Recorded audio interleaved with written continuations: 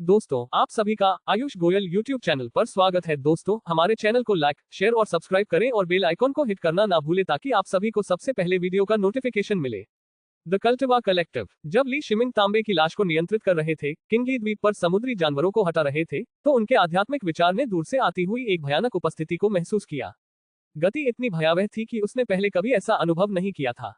इसके तुरंत बाद एक भ्रामक छाया निकट दिखाई दी, जो रेन फेयर की ओर हाथ बढ़ा रही थी। ली शिमिंग के पास तांबे की लाश को नियंत्रित करके परछाई को रोकने का समय नहीं था, वह बहुत तेज थी।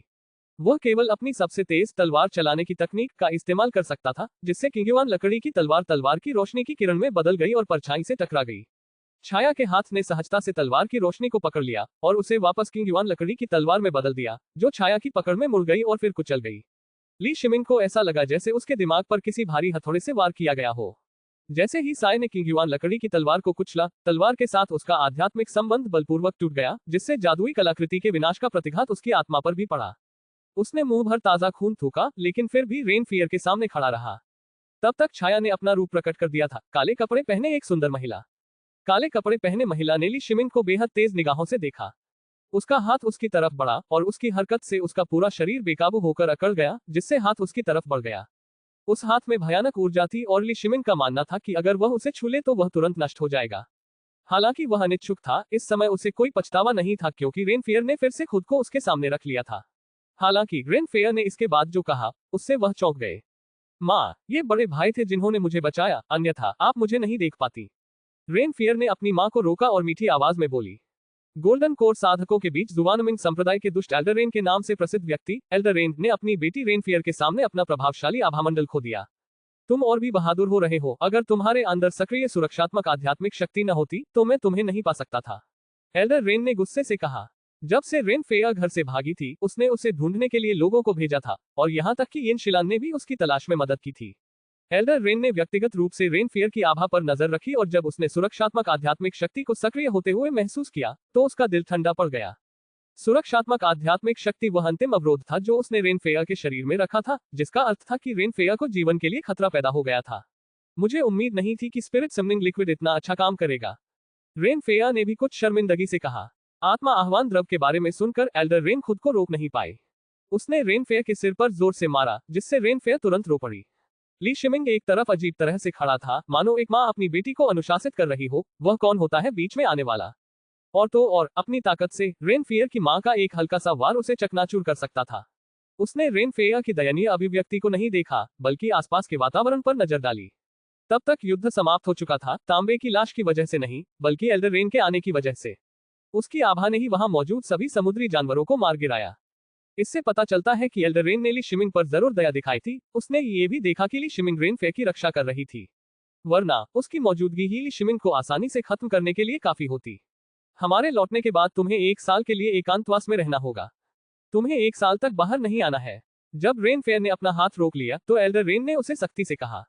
इससे रेन फेयर को सिर पर थप्पड़ लगने से भी अधिक दुख हुआ। उसके आंसू बढ़ गए और उसने नाराजगी से ली शिमिंग की पिंडली पर लात मारी। इस बुरे आदमी के कारण ही उसे 1 साल तक कैद में रहना पड़ा। ली शिमिंग इस लात से थोड़ा हैरान था। उसने सोचा कि रेन फेयर सजा मिलने के कारण यूं ही गुस्सा निकाल रहा होगा और उसने गलती से उसे लात मार दी होगी। एल्डर रेन की नजरें चमक उठी। वह अच्छी तरह जानती थी कि उसकी बेटी कैसी इंसान है। युवक, तुमने फेयर को बचाया और मैंने तुम्हारी जादुई कलाकृति को नष्ट कर दिया। हालांकि वह कलाकृति तुम्हारे गुणों के अनुकूल नहीं थी। मैं इस सुनहरे गुण वाली जादुई कलाकृति से तुम्हारी भरपाई करूंगा। एल्डर रेन ने उसके हाथ से किंगयुआन लकड़ी की तलवार के टुकड़े हटा दिए, फिर एक छोटी तलवार की कलाकृति निकाली और उसे ली शिमिंग की ओर फेंक दिया। ली शिमिंग ने छोटी तलवार की कलाकृति पकड़ ली। हालांकि उसने उसे परिष्कृत नहीं किया था, फिर भी उसे उसके साथ एक मजबूत अनुकूलता का एहसास हुआ और उसकी गुणवत्ता किंगयुआन लकड़ी की तलवार से भी बेहतर थी। माँ, आप बहुत कंजूस हो रही हैं। बड़े भाई ने फेयर को बचाया था और आप बस एक बेहतरीन जादुई औजार से उसकी भरपाई कर रही हैं। रेन फेयर थोड़ा असंतुष्ट होकर बगल में मुंह बनाकर खड़ी हो गई। तुम बहुत उदार हो। तुम्हारे पास अभी भी कितनी जीवन रक्षक वस्तुएं हैं। वापस आकर मैं अच्छी तरह जांच करूंगा। एल्डर रेन ने उसे तीखी नजरों से देखा, फिर ली शिमिंग की ओर मुड़े। तुम्हारी ताकत बहुत कमजोर है। बहुत शक्तिशाली जादुई औजार रखने से तुम्हें सिर्फ परेशानी ही होगी। एल्डर रेन ने माना कि ली शिमिंग ने वास्तव में रेन फेयर को बचाया था तथा उसे एक उच्च श्रेणी की तलवार उपहार में दी थी, जो कि उसके द्वारा नष्ट की गई तलवार की क्षतिपूर्ति मात्र थी। उसकी नजर ली शिमिंग पर पड़ी, जिससे उसे ऐसा महसूस हुआ जैसे उसके पास कोई सुरक्षा नहीं है, और उसे ये भी संदेह हुआ कि वह सिर्फ एक नजर से उसकी हड्डियों के आर पार देख सकती है। आपके आध्यात्मिक मूल के बीच साधारण है, इसलिए इतनी सारी अव्यवस्थित साधना तकनीकों की साधना से विचलित न हो। आध्यात्मिक शक्ति में एक मजबूत नींव रखना सबसे जरूरी है। पर्याप्त सहारे के बिना बहुत ऊंचा लक्ष्य न रखें। एक पुनर्तः विकसित और मजबूत नींव निश्चित रूप से सही है, लेकिन ये लक्ष्य केवल स्वर्गीय आध्यात्मिक मूल वाले व्यक्ति के लिए है। आपकी आध्यात्मिक जड़ के साथ नींव स्थापना तक आगे बढ़ना भी मुश्किल है। हालांकि आध्यात्मिक विचारों की आपकी साधना अप्रत्याशित थी। आपके द्वारा आदिम यान को बनाए रखना एक लाभ है। यह आधार स्थापना चरण तक आगे बढ़ने में आपकी सफलता दर को 10% तक बढ़ा सकता है और स्वर्णिम कोर तक पहुंचने में भी कुछ लाभ प्रदान करता है। एल्डर रेन ने तांबे के शव और उसके पास रखे मध्यम श्रेणी के जादुई हथियार गैटलिंग पर एक और नजर डाली और उदासीनता से बोले, एक स्वर्ण कोर एल्डर के रूप में ली शिमिंग का मार्गदर्शन करना एक क्यूई शोधन साधक के लिए अत्यंत दुर्लभ अवसर था, और ये ली शिमिंग द्वारा रेन फेयर के संरक्षण के लिए प्रतिदान के रूप में भी कार्य करता था। इसके अतिरिक्त उसने यह नहीं बताया कि उसने ली शिमिंग की छाती पर एक बौद्ध अवशेष पाया था। उन्होंने कुछ द्वेषपूर्ण ढंग से यह निष्कर्ष निकाला कि कुछ महान बौद्धों को ली शिमिंग पसंद आ गए होंगे और संभवतः बहुत जल्द ही ली शिमिंग भिक्षु बन जाएंगे। जहां तक उसकी बेटी का ली शिमिंग के प्रति लगाव का सवाल है, तो उसके भिक्षु बन जाने के बाद यह सब खत्म हो जाएगा। एल्डर रेन ने रेन फेयर को 1 वर्ष के लिए बंद दरवाजे के पीछे साधना में प्रवेश कराया। यह भी उसकी सुरक्षा के लिए किया गया था। इस वर्ष के दौरान उसे रेन फेयर के शरीर के भीतर सुरक्षात्मक आध्यात्मिक शक्ति को फिर से इकट्ठा करने और उसके लिए बड़ी मात्रा में जीवन रक्षक वस्तुएं तैयार करने की आवश्यकता थी। वरिष्ठ जी, आपके मार्गदर्शन के लिए धन्यवाद। ली शिमिंग ने झुककर उन्हें धन्यवाद दिया। हालांकि एल्डर रेन के इस पाठ के बारे में कि लक्ष्य बहुत ऊंचा न रखें, उन्होंने इस मामले में विपरीत राय रखी। दिव्य आत्मा मूल वाले लोग साधना के अतिरिक्त शरीर शोधन तकनीक का अभ्यास कर सकते थे। इसका कारण ये था कि उनकी साधना गति सौ थी, जो अधिकतम गति थी, जिससे उनके पास बहुत सारा खाली समय रहता था। ली शिमिंग की अपनी स्थिति कुछ विशेष थी। उनकी साधना गति 27 से कुछ अधिक थी, लेकिन फिर भी वह अधिकतम साधना गति पर थी। इसके अलावा उसके पास वज्र शरीर संरक्षण, दिव्य कौशल और तलवार दानव गुप्त मैनुअल की साधना करने की स्थितियां थीं, और यदि वह उनका अभ्यास नहीं करता तो उसे डर था कि उसका दृढ़ संकल्प डगमगा जाएगा। जैसे ही वह धन्यवाद व्यक्त करने के लिए झुका, एल्डर रेन ने अपने विचारों की परवाह नहीं की। रेन फेयर को उठाया और तुरंत गायब हो गया। ली शिमिंग ने लाशों से अटे किंगली द्वीप को देखा। उसने यहां मौजूद आत्माओं को भस्म करने के लिए आत्मा नियंत्रण आत्मा विभाजन तकनीक की मुख्य आत्मा को बुलाया। फिर उसने जमीन पर पड़े समुद्री जानवरों के शवों को इकट्ठा करना शुरू किया, जो सभी मूल्यवान थे। यद्यपि उसके पास बहुत सारे आत्मिक पत्थर थे, फिर भी कौन कभी शिकायत करेगा कि उसके पास बहुत सारे पत्थर हैं। वहां समुद्री जानवर बहुत ज्यादा थे। जैसे ही उसके मन में आध्यात्मिक विचार उमड़े, उसने पूरे इलाके से समुद्री जानवरों की लाशें इकट्ठी की। जल्द ही उसके सारे स्टोरेज बैग समुद्री जानवरों की लाशों से भर गए। उसने एक पल सोचा और फिर लाशों को इंजन रूम के अंदर स्टोरेज ब्रेसलेट में रख दिया। इंजन कक्ष से बाहर निकाले बिना भंडारण ब्रेसलेट का उपयोग करना ठीक था। सभी समुद्री जानवरों की लाशें साफ करने के बाद उसने घटनास्थल पर बचे कुछ थैलों को भी उठा लिया। साधकों की लाशों के अलावा सिर्फ उस व्यक्ति का शरीर बचा था जो ताबीज के खजाने से बच गया था। इसी तरह तांबे के शव की मरम्मत के लिए भी शवों को एकत्र किया गया था। सामान्य समय में अंतिम चरण वाले क्यूई शोधन साधक का शरीर प्राप्त करना आसान नहीं था। युद्ध के मैदान को साफ करने के बाद उसने जमीन पर नष्ट हो चुकी किंगयुआन लकड़ी की तलवार को अफसोस के साथ देखा। किंगयुआन लकड़ी की तलवार उसके पास सबसे लंबे समय से थी। हालांकि उसने उसे न बदलने का एक कारण ये भी था कि उसे कोई बेहतर तलवार नहीं मिली थी, लेकिन उससे भी ज्यादा अहम बात यह थी कि उसे किंगयुआन लकड़ी की तलवार से लगाव हो गया था। उन्होंने किंगयुआन लकड़ी की तलवार के टुकड़े एकत्र किए और उन्हें इंजन कक्ष में स्मृति चिन्ह के रूप में रख दिया। जेड फ्लाइंग बोट को बाहर निकालकर वह उसमें कूद गया और क्षेत्र छोड़ने के लिए तैयार हो गया। जैसे ही जेड फ्लाइंग बोट किंगली द्वीप से उड़ी, एक उच्च स्तरीय प्रथम चरण का समुद्री जानवर समुद्र से उछल पड़ा और उड़ने वाली नाव पर मोटी जहरीली धुंध छिड़क दी। उसके हाथ में मौजूद तांबे के शव ने मध्यम श्रेणी के जादुई हथियार गैटलिंग से बर्फ के क्रिस्टल दागे, जिससे पहले तो काली धुंध छट गई और फिर और भी बर्फ के क्रिस्टल लगातार समुद्री जानवर के शरीर पर गिरने लगे। 5 सेकंड के हमले के बाद समुद्री जानवर का शरीर पूरी तरह से भेद दिया गया। ली शिमिंग के आध्यात्मिक विचार ने समुद्री जानवर की लाश को उठा लिया और उसे भंडारण कंगन में रख दिया। तभी उसे एहसास हुआ कि कुछ गड़बड़ है। किंगली द्वीप में घुसकर रेन फेयर को बचाने का उसका आवेगपूर्ण कदम थोड़ा लापरवाही भरा था। वह केवल क्यूई शोधन के चौथे स्तर पर अनगिनत समुद्री जानवरों का सामना कर रहा था, यहाँ तक कि तांबे के शव और 6 मध्य श्रेणी के जादुई हथियार गैटलिंग के साथ भी समुद्री जानवरों के झुंड को आसानी से नहीं संभाल सकता था।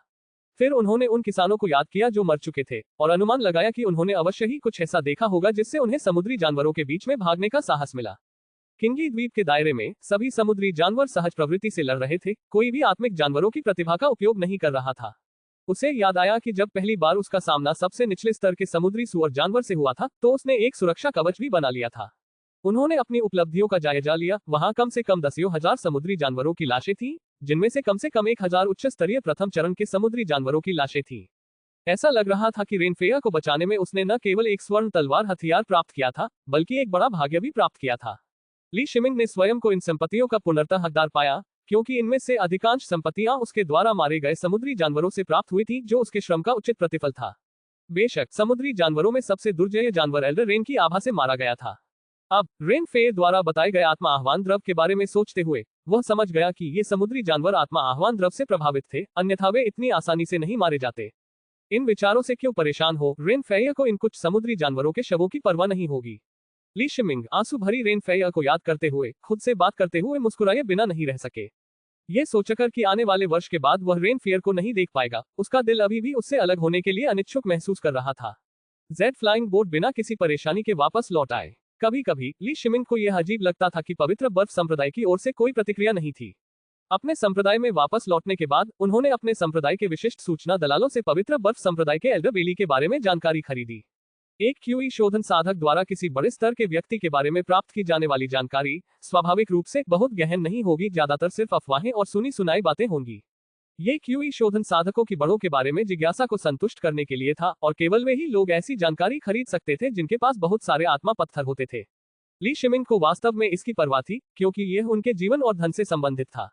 एक खबर ने उन्हें राहत दी। यह अफवाह थी कि एल्डर बेली अचानक वापस आ गए और बिना कुछ बताए एकांतवास में चले गए, और पवित्र बर्फ संप्रदाय के भीतर यह अफवाह थी कि एल्डर बेली को एक बोध हुआ था, और जब वह फिर से प्रकट होंगे तो उनकी ताकत बहुत बढ़ जाएगी।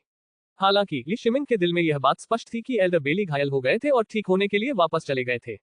उसने एक जादुई कलाकृति के नष्ट होने की पीड़ा का अनुभव किया था, और वह सिर्फ एक मानक क्यूई शोधन स्तर की कलाकृति थी। ऐसा कहा जाता था कि जैसे जैसे किसी का क्षेत्र बढ़ता जाता है, साधक और उसकी जादुई कलाकृतियों के बीच का बंधन मजबूत होता जाता है, और उनके विनाश का प्रभाव भी बढ़ता जाता है। अगर उसने ice hot Z thought technique का अभ्यास न किया होता, और अगर उसकी आत्मा इतनी प्रबल न होती, तो यह मुंह भर खून थूकने जितना आसान नहीं होता। उसकी आत्मा को आराम देने में ही काफी समय लग जाता। एल्डर बेली के वापस लौटने पर उनके तत्काल पीछे हटने से पता चलता है कि उनके जादुई कलाकृतियों के विनाश ने उन्हें कितना प्रभावित किया था। इसमें कोई आश्चर्य नहीं कि हाल ही में कोई पवित्र बर्फ संप्रदाय साधक परेशानी पैदा नहीं कर रहा था। इस समाचार का मतलब था कि उसे हर दिन चिंता करने की जरूरत नहीं थी। गोल्डन कोर एल्डर का एकांतवास कभी छोटा नहीं होता था, कम से कम उसके पास विकसित होने के लिए कुछ समय होता था। उनकी वापसी के अगले दिन यिन शिलान भी संप्रदाय में लौट आया और ली शिमिंग को एक संदेश भेजा। रेन फेयर भी उतना ही अनजान था, जो किंगी द्वीप पर अलग होने के बाद से संचार बैच के माध्यम से संपर्क में नहीं था।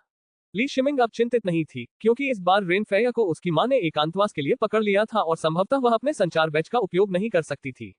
वह वहीं बस गए और एक सामान्य किसान का जीवन जीने लगे। यद्यपि एल्डर रेन के मार्गदर्शन से उनकी कुछ असहमतियां थीं, फिर भी उन्होंने उसके कुछ अंशों का पालन किया। उन्होंने स्पिरिट प्लांट हस्बेंड्री के पेशे में अपने शोध को कम करना शुरू कर दिया, और दूसरे व्यवसायों में हाथ आजमाने की सारी योजनाएं टाल दी। दरअसल उन्हें एहसास हुआ कि वे अपनी ऊर्जा बहुत ज्यादा व्यापक रूप से लगा रहे थे। एक ही संरचना उसके पूर्ण ध्यान की मांग करने के लिए पर्याप्त थी, और आधार स्थापना तक पहुंचने से पहले उसे साधना पर अधिक ध्यान केंद्रित करने की आवश्यकता थी। दिन बीतते गए और यून्स ट्रेडिंग हाउस ने एक बड़ा बाजार हिस्सा हासिल कर लिया और 1000 माइल म्यूचुअल व्यू के साथ बड़ी संख्या में उच्च गुणवत्ता वाले ग्राहकों को आकर्षित किया। जैसे जैसे उच्च गुणवत्ता वाले ग्राहकों के पास 1000 माइल म्यूचुअल व्यू का स्टॉक अपनी सीमा के करीब पहुंच गया, बिक्री में गिरावट आने लगी। 6 महीने बीत चुके थे, और लगातार 2 महीनों तक यून के ट्रेडिंग हाउस ने ली शिमिंग से 1000 माइल म्यूचुअल व्यू नहीं खरीदा था। इसके अलावा ली शिमिंग ने यू के ट्रेडिंग हाउस के रवैये में अपने प्रति स्पष्ट बदलाव महसूस किया। इसका मतलब यह नहीं था कि यूजे उसके प्रति अरुचिकर था, यूजे यू के ट्रेडिंग हाउस का पूरी तरह से प्रतिनिधित्व नहीं कर सकता था। पहले जब भी वह कोई सामग्री खरीदता था, तो यून का ट्रेडिंग हाउस हमेशा उसकी हर संभव मदद करता था, खासकर कम कीमत, ज्यादा मात्रा और भारी मात्रा वाली वस्तुओं के मामले में। यून का ट्रेडिंग हाउस हमेशा धर्मनिरपेक्ष संबंधों का इस्तेमाल करके उसे उसकी जरूरत की हर चीज मुहैया कराता था। लेकिन हाल ही में यून के ट्रेडिंग हाउस ने उनके कुछ भौतिक ऑर्डरों को अस्वीकार कर दिया, जो विशेष रूप से सांसारिक वस्तुओं से संबंधित थे। इसके अलावा अन्य सामग्रियों की कीमतों में भी काफी वृद्धि हुई थी। हर बार जब यूनजी डिलीवरी करता, तो वह असहायता की भावना के साथ ली शिमिंग से माफी मांगता, लेकिन ली शिमिंग और यून के ट्रेडिंग हाउस के बीच संबंधों में दरार आना अपरिहार्य था। संप्रदाय में अपने तीसरे वर्ष में ली शिमिंग की आध्यात्मिक शक्ति की कुल मात्रा दोगुनी हो गई थी। वह क्यूई शोधन के 5वें स्तर पर पहुंच गया था, जिससे वह क्यूई शोधन क्षेत्र में एक मध्यवर्ती अस्तित्व बन गया। तीसरे दर्जे की धातु जो तलवार दानव गुप्त मैनुअल की उनकी अर्धवर्षीय साधना के साथ थी, अब पूरी तरह से उनके शरीर द्वारा अवशोषित कर ली गई थी। बेशक हालांकि तीसरे दर्जे की धातु को अवशोषित कर लिया गया था, फिर भी तलवार दानव गुप्त मैनुअल के पहले चरण से एक लंबी दूरी थी, जो कि क्यूई शोधन क्षेत्र का सबसे मजबूत चरण है। हालांकि उनकी साधना गति 38.79 तक पहुंच गई थी। उनके शरीर के अंदर तृतीय श्रेणी धातु के संचार ने न केवल उनके भौतिक शरीर को मजबूत किया, बल्कि आध्यात्मिक शक्ति को अवशोषित करने और परिवर्तित करने की उनकी गति को भी उल्लेखनीय रूप से बढ़ाया। उसकी साधना की गति अब एक साधारण द्वैत आत्मा मूल से कम नहीं थी। यही कारण था कि वह आधे वर्ष के भीतर ही क्यूई शोधन के 5वें स्तर तक पहुंच सका। वज्र शरीर संरक्षण दिव्य कौशल उसके वर्तमान क्षेत्र की अधिकतम सीमा तक उन्नत हो गया था और उसने महसूस किया कि पूरी तरह से अपने शरीर पर भरोसा करते हुए वह क्यूई शोधन 7वें स्तर पर एक तांबे के शव के साथ तुलना कर सकता है। मध्य श्रेणी के आक्रमणकारी जादुई उपकरण के लिए उसके शरीर की सुरक्षा को भेदना कठिन था। आक्रामक रूप से तांबे के शव से शुरू करते हुए 6 मध्य श्रेणी के जादुई हथियार गैटलिंग की आक्रमण शक्ति के अलावा तांबे के शव ने भी अपने क्षेत्र को तांबे के शवों के शिखर तक पहुंचा दिया। तांबे के शव में क्यूई रिफाइनिंग 9वें स्तर की ताकत थी, जिसका मुख्य कारण नेदरवर्ल्ड घोस्ट रियल मेरे द्वारा निर्मित भूतिया वातावरण था। 2 अतिरिक्त सिरों और 4 भुजाओं के बोझ के बावजूद तांबे के शव की गति पर कोई खास असर नहीं पड़ा। पाताल लोक भूत क्षेत्र सरणी बनाने के लिए इस्तेमाल की गई तृतीय श्रेणी की आध्यात्मिक वस्तु ने तांबे के शव को कई लाभ पहुंचाए। अगला था तलवार चलाने की तकनीक, जिसे टूटी हुई जेड तलवार नामक एक स्वर्ण तत्व वाली उच्च श्रेणी की तलवार कलाकृति से उन्नत किया गया था। टूटी हुई जेड तलवार की गुणवत्ता उच्च श्रेणी के जादुई औजारों में सर्वोच्च स्तर की थी। थोड़ी सी और वृद्धि के साथ ये टूटी हुई जेड तलवार एक सुपर ग्रेड जादुई कलाकृति बन सकती है। टूटी हुई जेड तलवार और तलवार हेरफेर तकनीक की आधे साल से अधिक की साधना के साथ उनकी समझ और इस प्रकार तलवार हेरफेर तकनीक की शक्ति बहुत बढ़ गई थी। बेशक ची शोधन क्षेत्र में उच्च स्तरीय जादुई कलाकृतियां अत्यंत दुर्लभ थीं, मुख्यतः इसलिए क्योंकि ऐसी कलाकृतियों को संचालित करने के लिए आवश्यक आध्यात्मिक शक्ति अत्यधिक थी। ची शोधन साधकों के लिए इन्हें संभालना तब तक कठिन था जब तक वे ची शोधन के 9वें स्तर तक नहीं पहुंच जाते। क्यूई शोधन के 9वें स्तर के साधक आमतौर पर या तो अच्छे कर्म या आत्मा रत्न प्राप्त करने के लिए सबसे खतरनाक स्थानों पर मिशनों को अंजाम देते थे, ताकि वे आधार स्थापना गोलियों के बदले में कुछ प्राप्त कर सकें, या वे एकांत में बलपूर्वक तोड़ने की तैयारी कर रहे होते थे। वैसे भी संप्रदाय में अपने 3 वर्षों में ली शिमिंग का सामना शायद ही कभी ची शोधन 9वें स्तर के साधकों से हुआ। ली शिमिंग के आध्यात्मिक विचार भी मजबूत हुए। क्यूई शोधन के 4थे स्तर तक पहुंचने के बाद उनकी आध्यात्मिक विचार जेड तलवार की पहुंच और शक्ति में उल्लेखनीय सुधार हुआ। आत्मा नियंत्रण आत्मा विभाजन तकनीक की मुख्य आत्मा 6 महीने पहले बड़ी संख्या में आत्माओं को निगलने के बाद एक पूर्ण आत्मा शरीर में परिवर्तित हो गई थी।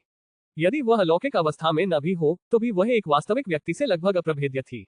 मुख्य बात यह थी कि आत्मा नियंत्रण आत्मा विभाजन तकनीक वास्तव में एक बड़ी उपलब्धि तक पहुंच गई थी, कुछ ऐसा जिसकी उन्होंने कभी कल्पना भी नहीं की थी। उसके बाद से मुख्य आत्मा को आत्माओं को निगलने की जरूरत नहीं रही। हर बार जब वह किसी आत्मा को अलग करती तो उसे खुद को ठीक करने के लिए बस स्वर्ग और पृथ्वी से ऊर्जा अवशोषित करनी पड़ती। मात्र आधे वर्ष में ही उनकी शक्ति में काफी वृद्धि हो गई थी। संसाधनों के संदर्भ में यून के ट्रेडिंग हाउस के साथ पहले किए गए व्यापार से उसने विभिन्न वस्तुओं और संरचनाओं के ज्ञान को खरीदने के लिए महत्वपूर्ण संख्या में स्पिरिट स्टोन्स का उपयोग किया था, लेकिन उसके पास अभी भी 190,000 स्पिरिट स्टोन्स शेष थे। यह उनके खर्च में वृद्धि के बाद भी मामूली 1000 माइल म्यूचुअल व्यू से काफी लाभ था। इसके अलावा उसने 10,000 से अधिक समुद्री जानवरों की लाशों को यून के ट्रेडिंग हाउस के माध्यम से नहीं बेचा, बल्कि इसके बजाय उसने समुद्री जानवरों के इस समूह को विभिन्न पहचानों का उपयोग करके आधे साल में बेच दिया। 10,000 से अधिक समुद्री जानवरों की लाशों का ये समूह वास्तविक लाभ केंद्र था, जिससे कुल 2.4 मिलियन स्पिरिट स्टोन अर्जित हुए। समुद्री जानवरों के शवों के मूल्य के बारे में पूछताछ करने के बाद वह जानता था कि वही उनके ट्रेडिंग हाउस पर इतना लाभ देने के लिए बहुत अधिक भरोसा नहीं कर सकता था। इससे ये सिद्ध हो गया कि उनकी सावधानी उचित थी। ली शिमिंग बेशक यून ट्रेडिंग हाउस के इरादों को अच्छी तरह समझते थे। 1000 माइल म्यूचुअल व्यू का इस्तेमाल करके यून ट्रेडिंग हाउस ने व्यापार में बढ़त हासिल कर ली थी, लेकिन 1000 माइल म्यूचुअल व्यू के निर्माता ली शिमिंग पर कम ध्यान दिया। मुख्य बात यह थी कि ली शिमिंग की ताकत बहुत कमजोर थी और यू के ट्रेडिंग हाउस की शक्ति बढ़ने के साथ ही बेसिक स्तर के एरे मास्टर के रूप में उनकी स्थिति को कुछ हद तक नजरअंदाज कर दिया गया था। निष्पक्ष सहयोग के लिए समान शक्ति की अनुमति दी गई। बेशक यून के ट्रेडिंग हाउस ने उसे निशाना बनाने में इतनी लापरवाही नहीं बरती थी। हालांकि हाउस के साथ व्यापार में कुछ छोटी मोटी कार्रवाइयां हुई, क्योंकि उन्हें पता था कि ली शिमिंग के पास लगभग 200,000 स्पिरिट स्टोन्स हैं। इस प्रकार का साधक, जिसके पास बिना किसी शक्ति के भारी मात्रा में स्पिरिट स्टोन्स होते हैं, वास्तव में शोषण के लिए एक आकर्षक लक्ष्य है। इस आधे साल में भूमिगत अंतरिक्ष में ज्यादा उपकरण नहीं जोड़े गए। उन्होंने ज्यादातर ऊर्जा साधना में लगाई थी, तकनीकी प्रतिकृति बनाने में ज्यादा नहीं। इसका एक कारण यून का ट्रेडिंग हाउस भी था। सामग्री प्राप्त करना बहुत कठिन हो गया था, जिससे वह परेशान हो गया। उसे यून के ट्रेडिंग हाउस से किसी भी तरह की प्रतिक्रिया से खुद को बचाने के लिए एक नए ताबीज की आवश्यकता थी, इसलिए उसने इंटरमीडिएट एरे मास्टर मूल्यांकन करने का फैसला किया, जिसका उल्लेख यिन शिलान ने कई बार किया था। संप्रदाय के भीतर एक मध्यवर्ती सरणी मास्टर पहले से ही सरणी मास्टर्स का एक मुख्य घटक था, जैसे यिन शिलान। अपने पिता के प्रभाव पर विचार किए बिना भी संप्रदाय के भीतर उनकी स्थिति कम नहीं थी। इसके अलावा ली शिमिंग को बड़ी मात्रा में सामग्री का ऑर्डर देने के लिए एक नए व्यापारिक साझेदार की आवश्यकता थी।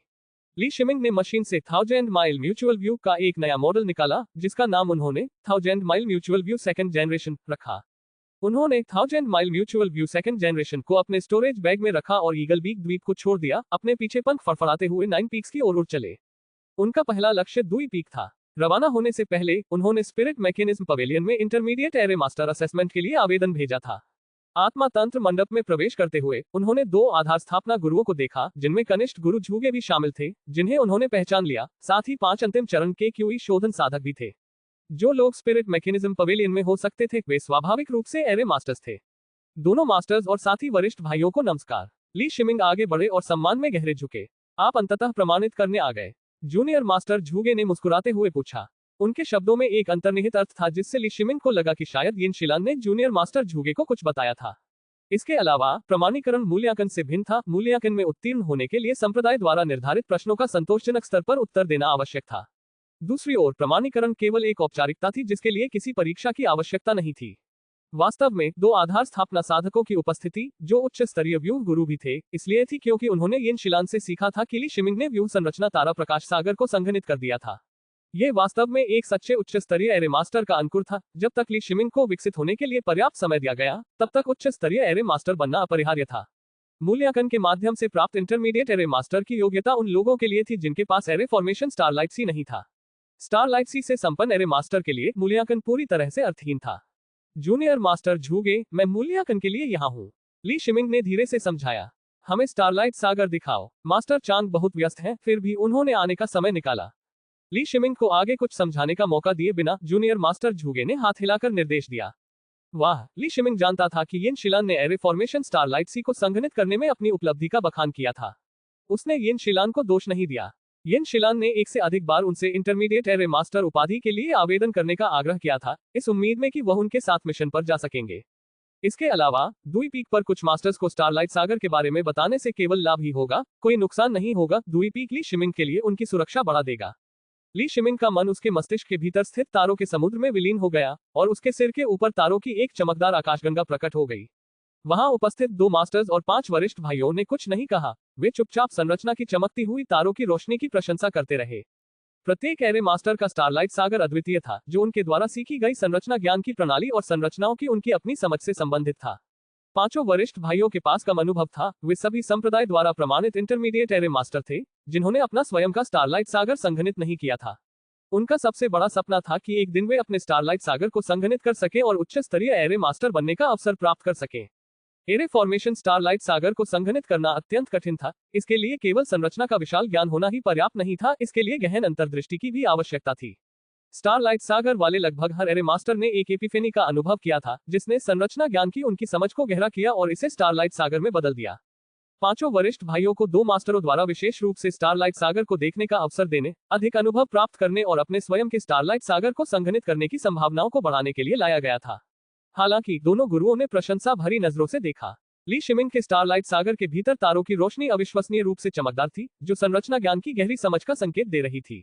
एक स्टारलाइट सागर के लिए जो अभी अभी बना था, ऐसा प्रदर्शन एक असाधारण दुर्लभ प्रतिभा थी। ली शिमिंग, मास्टर चांग और मैं आपको इंटरमीडिएट एरे मास्टर के रूप में प्रमाणित करते हैं। जूनियर मास्टर झूगे गंभीरता से खड़े हुए ली शिमिंग के पास पहुंचे और घोषणा की। ली शिमिंग ने अपनी पहचान जेड डिस्क निकाली और जूनियर मास्टर झूगे ने उस पर जानकारी अपडेट की। ली शिमिंग, आपकी संरचनाओं की ज्ञान प्रणाली में संप्रदाय की बहुत कम संरचनाएं शामिल हैं। अब से आपको संप्रदाय की संरचनाओं के ज्ञान को बढ़ाना होगा। संप्रदाय की मध्यवर्ती संरचनाओं का ज्ञान आपके लिए बिना किसी अच्छे कर्म के उपलब्ध होगा। मास्टर चांग भी खड़े हुए, सिर हिलाया और बोले। ली शिमिंग के दिल में खुशी की लहर दौड़ गई, इससे उसके कई अच्छे कर्म बच जाएंगे। उसके पास स्पिरिट स्टोन तो बहुत थे, लेकिन अच्छे कर्म पाना वाकई मुश्किल था। एक भी काम पूरा करने पर उसे सिर्फ दर्जनों या ज्यादा से ज्यादा 100 अच्छे कर्म ही मिलते थे, और जो काम वह लेता था वे बहुत ज्यादा होते थे और हमेशा उपलब्ध नहीं होते थे। और निम्न स्तरीय संरचना के लिए आवश्यक ज्ञान के लिए 100 से भी ज्यादा अच्छे कर्मों की आवश्यकता थी। एक एरे मास्टर के लिए आवश्यक विशाल ज्ञान को देखते हुए कोई भी अच्छा कर्म पर्याप्त नहीं होगा। धन्यवाद जूनियर मास्टर झूगे। ली शिमिंग ने कृतज्ञता में गहरा सिर झुकाया। संप्रदाय मध्यवर्ती एरे मास्टर्स के लिए सर्वोत्तम उपचार प्रदान करता है, जिसमें हर महीने 2000 स्पिरिट स्टोन और उतनी ही कीमत की निर्माण सामग्री शामिल है, लेकिन आपसे संप्रदाय की सेवा करने की भी अपेक्षा की जाती है। अब आप पहले की तरह अपनी मनमानी नहीं कर सकते। जूनियर मास्टर झुगे ने उसे उसके दायित्वों की याद दिलाते हुए चेतावनी दी।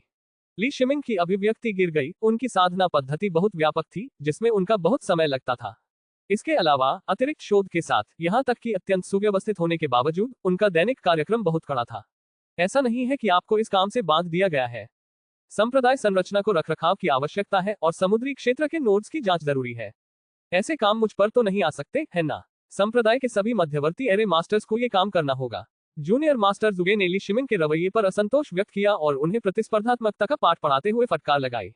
मैं आपके निर्देशों का पालन करूंगा जूनियर मास्टर। मुझे कोई भी काम सौंपिए, मैं उसे पूरा करूंगा। ली शिमिंग ने सहमति में सिर हिलाते हुए कहा, यह स्वीकार करते हुए कि वह मना नहीं कर सकते। वह संप्रदाय गठन के रखरखाव में अत्यधिक रुचि रखते थे। यद्यपि उन्होंने पहले भी संप्रदाय निर्माण का अध्ययन किया था, लेकिन वे अध्ययन सतही तौर पर ही थे तथा उन्हें कभी भी इसके मूल तक पहुंचने का सौभाग्य नहीं मिला था। अब चूंकि उन्हें संप्रदाय गठन के मुख्य समूह के साथ जुड़ने की अनुमति मिल गई थी, इससे उन्हें प्रचुर मात्रा में नया ज्ञान प्राप्त होगा।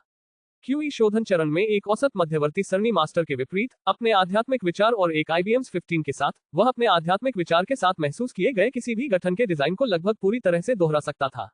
जूनियर मास्टर झुगे ने अपना सिर हिलाया। यदि संप्रदाय के भीतर उच्च स्तरीय एरे मास्टर की संभावनाओं की कमी न होती, तो ली शिमिंग के रवैये के कारण उन्हें सीधे तौर पर खारिज कर दिया जाता।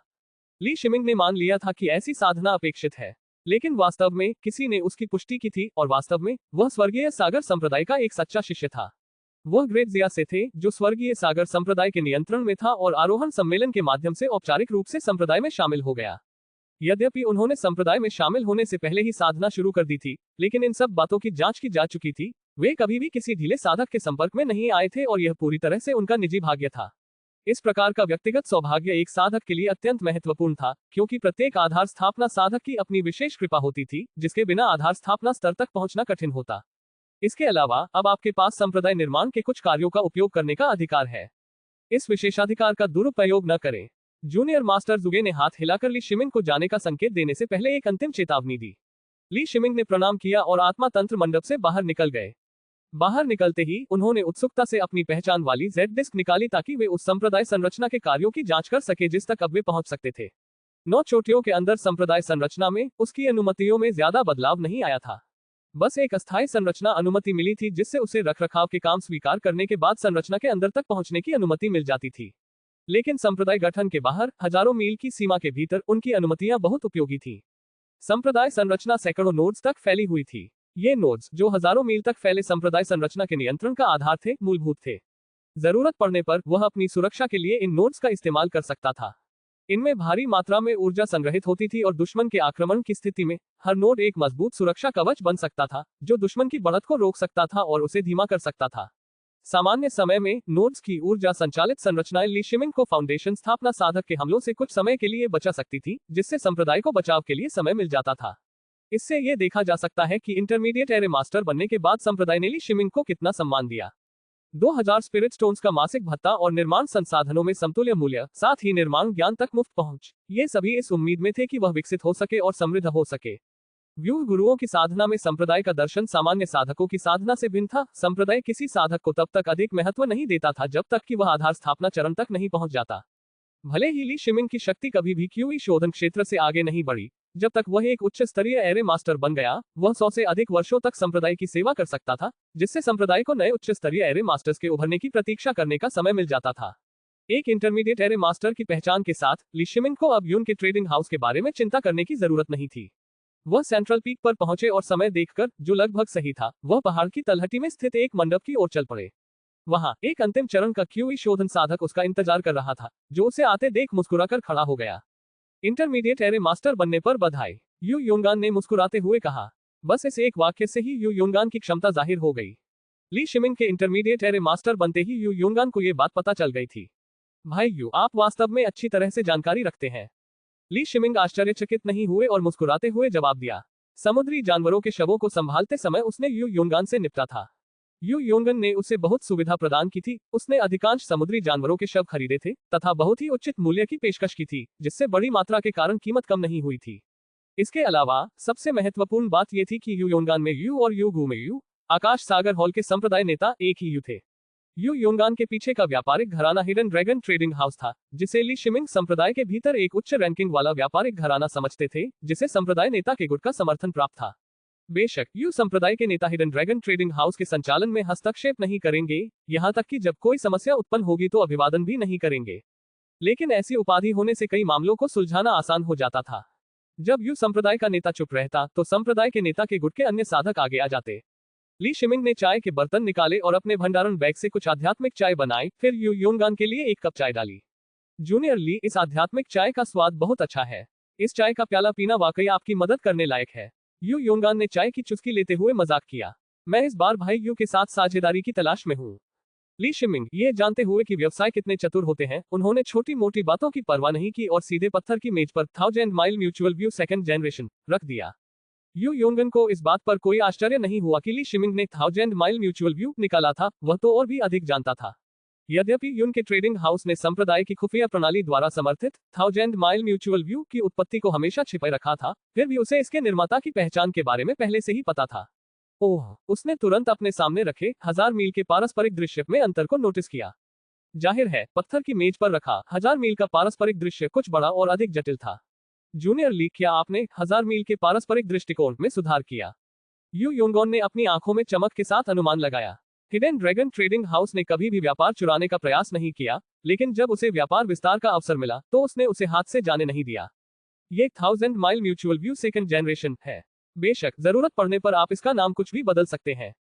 इसकी डिस्प्ले स्क्रीन बड़ी है, क्वालिटी ज्यादा साफ है और बुनियादी पीयर टू पीयर संचार के अलावा इसमें ग्रुप चैट की सुविधा भी है, जिससे कई लोग एक साथ बातचीत कर सकते हैं और होस्ट ये नियंत्रित कर सकता है कि चैट में कौन से कल्टीवेटर दिखाई दे। ली शिमिंग ने मुस्कुराते हुए समझाया।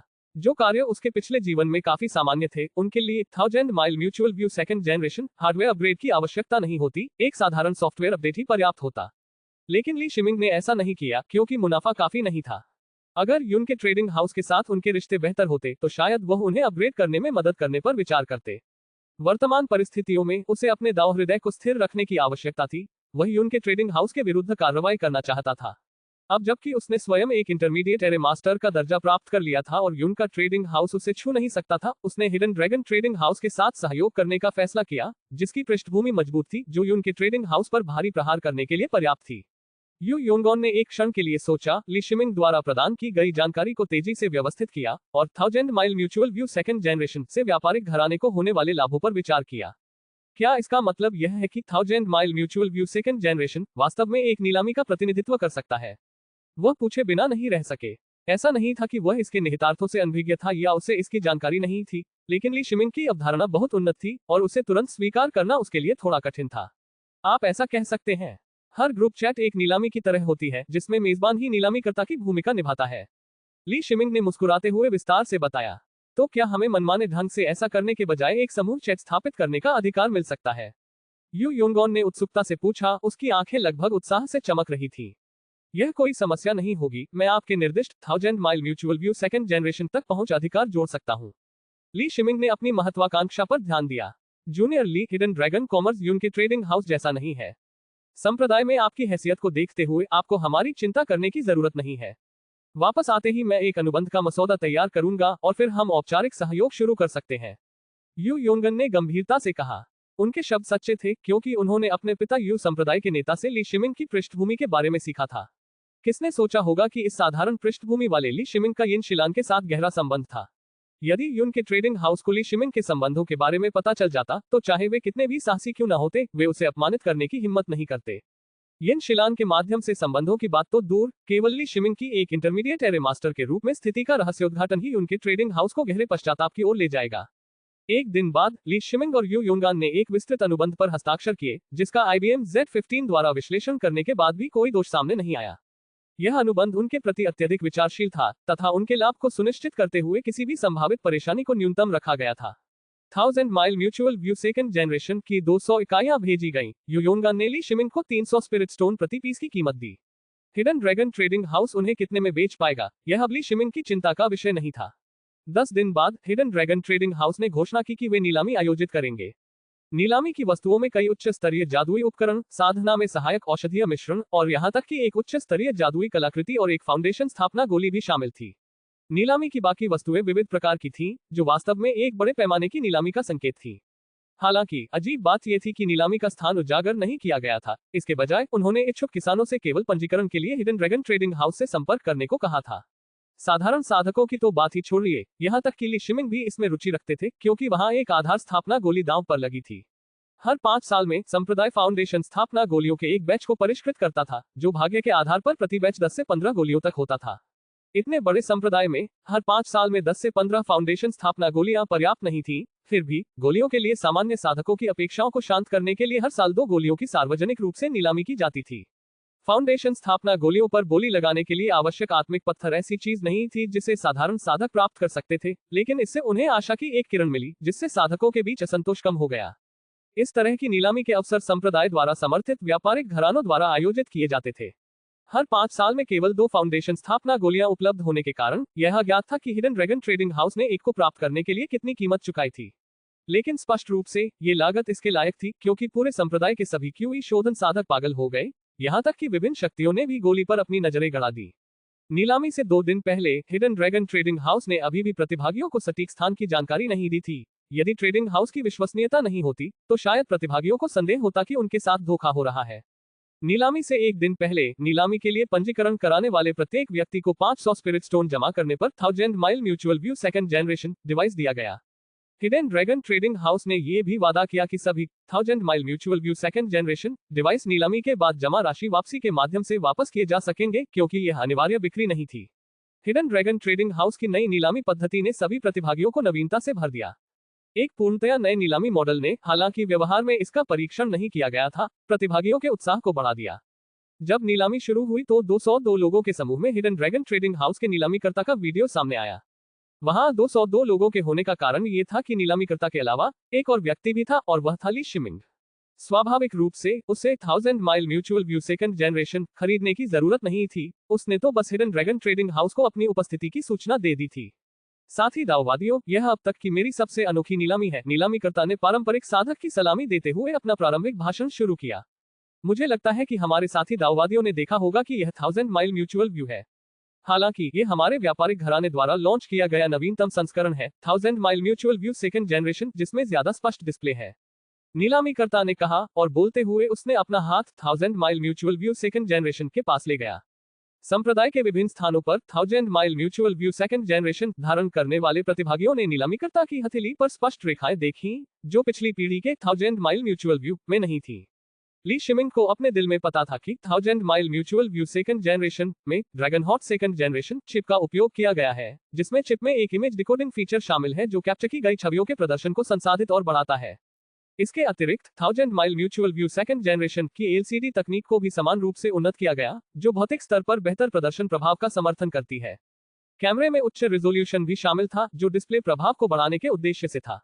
जैसे जैसे प्रतिभागियों ने अपनी 1000 mile mutual view second generation देखी, उन्हें एक महत्वपूर्ण बात समझ में आई। यून्स ट्रेडिंग हाउस के पास अब 1000 माइल म्यूचुअल व्यू का रहस्य नहीं रहा। हिडन ड्रैगन ट्रेडिंग हाउस को जरूर इसका आविष्कारक मिल गया होगा, वरना वे इस ज्यादा मजबूत दूसरी पीढ़ी को लॉन्च नहीं कर पाते। बात बस इतनी ही नहीं है दाववादी मित्रों, आपने गौर किया होगा कि समूह में प्रदर्शित नाम आपके असली नाम नहीं है। यह समूह फंक्शन का अनाम मोड है। इस मोड में मेरे हाथ में मौजूद 1000 mile mutual view second generation, जिसकी विशेष पहुंच है, के अलावा इस समूह में कोई भी आपकी असली पहचान नहीं जान पाएगा। नीलामीकर्ता ने आगे बताया, प्रवेश करते समय कई किसानों ने प्रदर्शित नामों में समस्या देखी थी और स्पष्टीकरण की प्रतीक्षा कर रहे थे। इस समारोह से अधिकांश प्रतिभागी संतुष्ट थे, सिवाय कुछ मुट्ठी भर किसानों के जो दूसरों पर दबाव डालने के लिए अपने प्रभाव का इस्तेमाल करना चाहते थे। बाकी किसान नहीं चाहते थे कि नीलामी में उनकी भागीदारी के बारे में दूसरों को पता चले। अपने सुरक्षित स्थान पर रहना अत्यंत सुरक्षित था तथा गुमनामी की सुविधा के साथ नीलामी में भाग लेने से जुड़े सभी खतरे दूर हो गए। जहां तक यादृच्छिक बोली का सवाल है, 1000 mile mutual view second generation identity Z disc से बंधा हुआ है, इसलिए हिडन ड्रैगन ट्रेडिंग हाउस प्रतिभागियों की पहचान से अवगत है। हिडन ड्रैगन ट्रेडिंग हाउस की ताकत के साथ, हालांकि वे संप्रदाय साधकों को धमका नहीं सकते थे, लेकिन संप्रदाय साधक जो हिडन ड्रैगन ट्रेडिंग हाउस को धमकाना चाहते थे, उन्हें फायदे और नुकसान पर विचार करने की जरूरत थी। 1000 mile mutual view second generation का एक और महत्वपूर्ण फीचर जिसे आप सभी ने देखा होगा, वह है ग्रुप फीचर। यह आपको कई करीबी दोस्तों को एक ही ग्रुप चैट में रोजाना बातचीत करने के लिए आमंत्रित करने की सुविधा देता है, बिना किसी वाणी की बाधा के, और ग्रुप का हर दोस्त चर्चा में शामिल हो सकता है। वर्तमान में 1000 mile mutual view second generation की समूह सुविधा अभी लॉन्च की गई थी और इसे सक्रिय करने के लिए हिडन ड्रैगन ट्रेडिंग हाउस को एक आवेदन की आवश्यकता थी। नीलामीकर्ता ने एक बार फिर 1000 mile mutual view second generation का विज्ञापन किया। जब प्रतिभागियों को 1000 mile mutual view second generation के बारे में कुछ समझ हो गई, तो नीलामी अपनी सामान्य प्रक्रिया में आगे बढ़ी। एक के बाद एक नीलामी की वस्तुएं स्पष्ट चित्रों और नीलामीकर्ता के स्पष्टीकरण के साथ साइट पर मौजूद न होते हुए भी सभी भाग लेने वाले किसानों को वस्तुओं की अधिक प्रत्यक्ष समझ प्राप्त करने की अनुमति दी गई। नीलामी भी व्यवस्थित ढंग से हुई और गुमनामी के लाभ स्पष्ट थे। नीलामी में भाग लेने वाले किसान अपनी सुरक्षा में सामान्य नीलामी की तुलना में मनोवैज्ञानिक रूप से अलग महसूस कर रहे थे। वे आत्मविश्वास से अपनी बोली बढ़ा सकते थे और अपनी मनचाही वस्तुएं हासिल कर सकते थे। एक के बाद एक नीलामी की वस्तुएं ऊंची कीमतों पर बिकी, जिससे हिडन ड्रैगन ट्रेडिंग हाउस के सदस्यों में उत्साह का माहौल बन गया। पहली पीढ़ी के 1000 माइल म्यूचुअल व्यू की तुलना में जो एक पर एक प्रचार और प्रदर्शन था, यह एक से कई था जो दक्षता और प्रभाव के मामले में पहले से अतुलनीय था।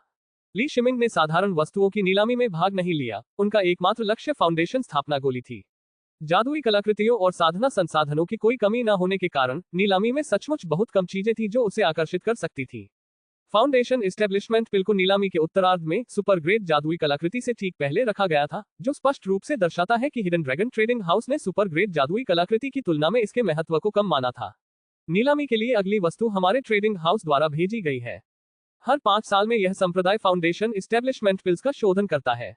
इस साल शोधन प्रक्रिया बहुत सुचारू रही और कुल 14 फाउंडेशन एस्टेब्लिशमेंट बिल्स का उत्पादन हुआ।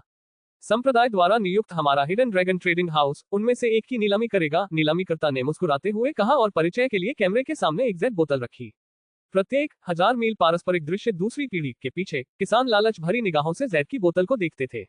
जो लोग संप्रदाय में अच्छी तरह से घुलने मिलने में सफल रहे और नीलामी में भाग लेने के पात्र थे, वे ज्यादातर ऐसे साधक थे जिनकी महत्वाकांक्षा फाउंडेशन स्थापना चरण तक पहुंचने की थी। आधार स्थापना गोली की नीलामी संप्रदाय के साथ अच्छे कर्मों के आदान प्रदान के अलावा एकमात्र अवसर था, और जैसा कि अधिकांश लोग जानते हैं, अच्छे कर्म प्राप्त करना कठिन होता है। आमतौर पर एक अंतिम चरण के क्यूई शोधन साधक को संप्रदाय के लिए दशकों तक कार्य पूरा करने की आवश्यकता होती है। उसके बाद ही वह आधार स्थापना गोली के बदले में पर्याप्त कमाई कर पाता है। जिन साधकों के पास दिव्य आत्मा मूल नहीं है, उनके लिए केवल एक आधार स्थापना गोली ही काफी जोखिमपूर्ण थी, क्योंकि आंकड़े दर्शाते हैं कि जिनके पास 3 आत्मा मूल बीज हैं, उन्हें आगे बढ़ने में सफलता पाने के लिए कम से कम 3 आधार स्थापना गोलियों की आवश्यकता होती है। यद्यपि 3 फाउंडेशन स्थापना गोलियों के साथ आगे बढ़ने की संभावना अभी भी कम थी, लेकिन ये केवल एक के साथ आगे बढ़ने की पतली उम्मीद से कहीं अधिक थी। ली शिमिंग एक इंटरमीडिएट एरे मास्टर के रूप में जानते थे कि वह भविष्य में जल्दी ही अच्छे कर्म कर सकते हैं, लेकिन वह पहले से ही तैयार रहना चाहते थे और एक फाउंडेशन स्थापना गोली सुरक्षित करना चाहते थे। यदि उसके पास एक फाउंडेशन स्थापना गोली है और वह नीलामी में एक और जीतने में कामयाब हो जाता है, तो उसे केवल 3 आत्मा मूल बीज वाले व्यक्ति के लिए सैद्धांतिक न्यूनतम आवश्यकता को पूरा करने के लिए पर्याप्त अच्छे कर्मों को जमा करने की आवश्यकता होगी। नीलामीकर्ता ने घोषणा की, एक फाउंडेशन स्थापना गोली, कोई आरक्षित मूल्य नहीं। और समूह चैट में बोलियां लगातार दिखाई देने लगी। ली शिमिंग ने बोली लगाने में जल्दबाजी नहीं की, वह चुपचाप प्रतिभागियों द्वारा दी गई कीमतों को देखते रहे। उनके पास पर्याप्त मात्रा में स्पिरिट स्टोन्स थे और उनके विचार में फाउंडेशन स्थापना गोली प्राप्त करना कोई कठिन कार्य नहीं था। ये केवल इस बात का मामला था कि कितने स्पिरिट स्टोन्स की आवश्यकता होगी।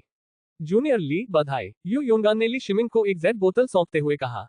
ली शिमिंग ने सुपर ग्रेट जादुई कलाकृति की अंतिम नीलामी में भाग नहीं लिया, क्योंकि यह एक रक्षात्मक वस्तु थी। उनके विचार से ये स्पिरिट टर्टल शील्ड जितनी व्यवहारिक नहीं थी। यदि वह अपनी शक्ति में आध्यात्मिक शक्ति भर दे तो आध्यात्मिक ऊर्जा की कमी के कारण उसके गिरने में अधिक समय नहीं लगेगा। यू योंगन ने उसके लिए जो वस्तु हासिल की थी, वह फाउंडेशन स्थापना गोली थी जिसके लिए उसने बोली लगाई थी, जिसकी कीमत 123 स्पिरिट स्टोन थी। ईमानदारी से कहें तो वह कीमत महंगी नहीं थी, कम से कम ली शिमिंग को तो ऐसा ही लगा। लेकिन वास्तव में वह कीमत सामान्य नीलामी मूल्य से कहीं ज्यादा हो चुकी थी।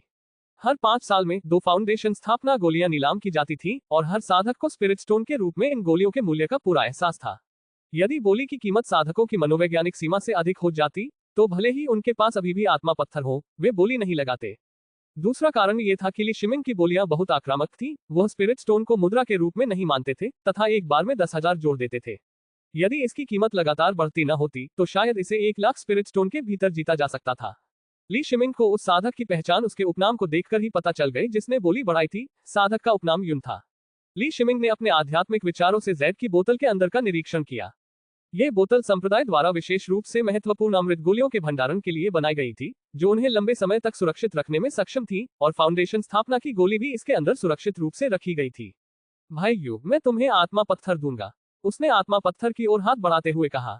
जूनियर ली, स्पिरिट स्टोन्स पर कोई जल्दी नहीं, बस बात के लेन देन से इसे काट लीजिए। हमें ट्रेडिंग हाउस के लिए 500,000 mile mutual view second generation उपलब्ध कराने के लिए आपकी जरूरत है। यू योंगान ने मुस्कुराते हुए उसे रोकते हुए कहा। इस बार हिडन ड्रैगन ट्रेडिंग हाउस का आयोजन अत्यधिक सफल रहा। सभी प्रतिभागी अत्यंत संतुष्ट थे। सभी 200,000 mile mutual view second generation उपकरण किसानों द्वारा रखे गए। हिडन ड्रैगन ट्रेडिंग हाउस हर सप्ताह एक छोटी नीलामी, हर महीने एक बड़ी नीलामी तथा प्रतिदिन नए उत्पाद प्रस्तुत करने की योजना बना रहा था। किसान हिडन ड्रैगन ट्रेडिंग हाउस के बिक्री मॉडल को अधिक पसंद कर रहे थे क्योंकि यह अधिक सुरक्षित था और इससे बहुत परेशानी नहीं होती थी। मैं 3 दिनों के भीतर 500,000 mile mutual view second generation तैयार कर लूंगा। ली शिमिंग ने बिना जोर दिए सिर हिलाते हुए सहमति जताई। वह आनंदित यू योंगान के साथ अधिक देर तक नहीं रुका। जब वह अपने गुफा निवास में वापस लौटा तो वह तुरंत भूमिगत स्थान में चला गया।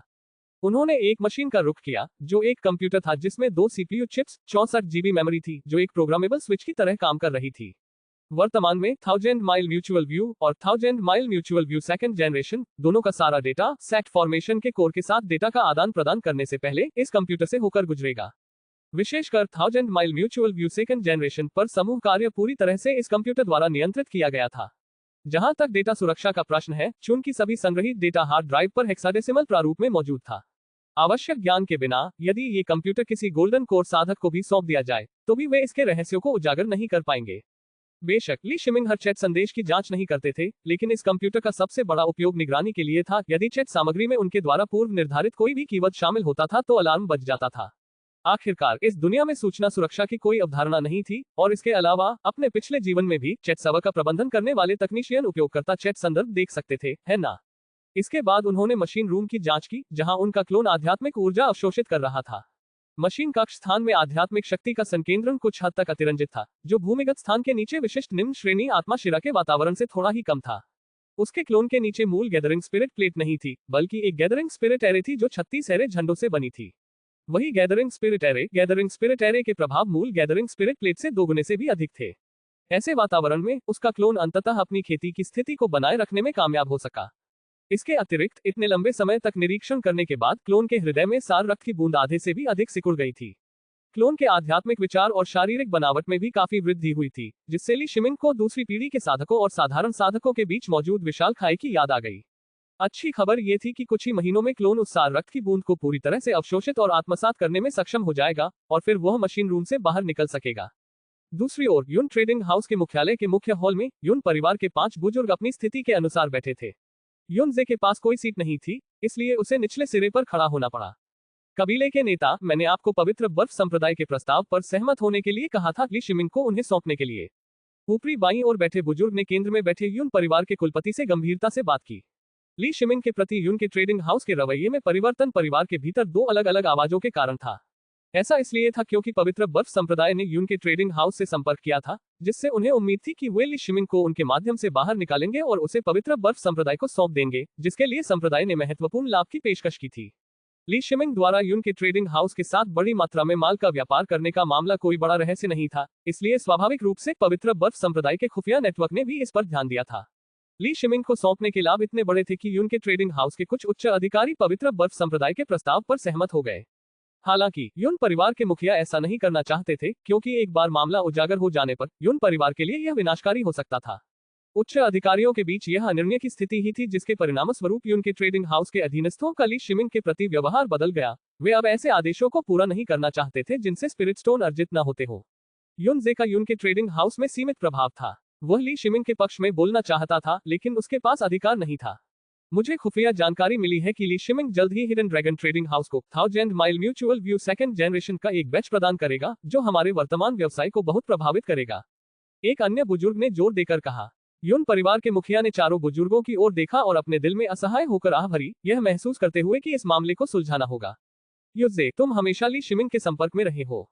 इस बार 1000 mile mutual view second generation के अवसर का उपयोग करके उनसे मुलाकात तय करो। यू परिवार के मुखिया ने खड़े युनजे की ओर देखते हुए उदासीनता से कहा। एक बार निर्णय हो जाने के बाद यून परिवार के मुखिया दृढ़ निश्चयी व्यक्ति थे। कौन सी ताकत के अपने गंदे राज नहीं होते। हालांकि संप्रदाय की सीमाओं के भीतर कार्रवाई करना लगभग नामुमकिन है, लेकिन ये लगभग है, बिल्कुल नहीं। साधकों को एकांत की जरूरत होती है और संप्रदाय संरचना की निगरानी केवल सार्वजनिक स्थानों तक ही सीमित है। इमारतों के अंदर इसका प्रभाव बहुत सीमित है। कबीले के नेता, ली शिमिंग अभी भी लड़ने लायक है। युनजे ने एक आखिरी कोशिश की। युनजे, तुम्हारा काम आदेशों का पालन करना है। उसके बगल में खड़े एक बुजुर्ग ने तीखी आवाज में डांटा। हाँ, युनजे आज्ञा मानता है। युन जे ने अब कोई आपत्ति नहीं जताई और झुककर आज्ञाकारी भाव से बोला, ली शिमिंग के बारे में मेरी समझ के अनुसार उसके साथ मुलाकात तय करना आसान नहीं होगा। वह बेहद सतर्क और संवेदनशील है। युन जे ने इसे गहराई से अनुभव किया था। ली शिमिंग शायद ही कभी संप्रदाय से बहुत दूर जाते थे, या तो संप्रदाय संरचना के भीतर ही काम करते थे या अपनी गुफा में ही रहते थे। उस समय ली शिमिंग खुशी खुशी यिन शिलान के साथ एक कार्य पूरा कर रहा था, जिसे उसने उन दोनों को पूरा करने के लिए अपने ऊपर ले लिया था और उसके साथ साझा किया था। संप्रदाय के चरम क्षण के दौरान ली शिमिंग ने अपने विशेषाधिकारों का उपयोग करके एक काल्पनिक मार्ग को खोल दिया, जिससे अंदर का छिपा हुआ भाग प्रकट हो गया। उसने यिन शिलान की ओर देखा, जो हल्के से मुस्कुराया और सिर हिलाया। वह पहले गलियारे में प्रवेश किया। यह संप्रदाय के भीतर का एक ऐसा दृश्य था जिसे किसी भी साधक को देखने की अनुमति नहीं थी, सिवाय अधिकृत व्यूह गुरुओं के। पर्वतीय संरचना पर सघन आध्यात्मिक शक्ति के पैटर्न बनाए गए थे। ये रेखाएं संरचना के भीतर गहरे छिपे हुए संप्रदाय संरचना द्वारा संरक्षित थीं। उनका कार्य ये जांचना था कि क्या ये आध्यात्मिक शक्ति लाइनें स्पष्ट हैं, किसी भी समस्या की पहचान करना और उन्हें तुरंत ठीक करना।